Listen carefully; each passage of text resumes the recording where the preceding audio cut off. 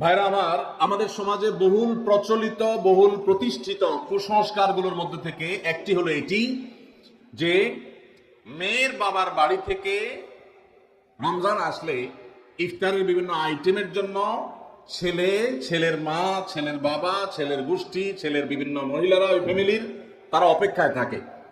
আল্লাহর জমিনে যদি 10টা নিকৃষ্টতম ছোট লোকই থাকে, তার একটা হলো এটা।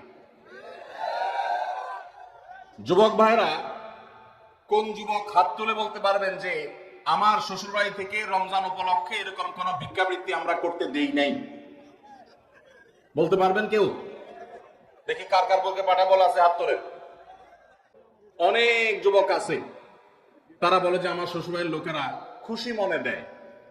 ভালো করে শুনে রাখেন, 2 নাম্বারের অপর নাম হলো এখন খুশি মনে দেওয়া। ঘুষখোর সেও বলে খুশি হয়ে দিস, যৌতুকখোর সেও বলে বেহিসাব খুশি হয়ে দিস। শুধু খুশি হয়ে না, জোর করেও দেয়।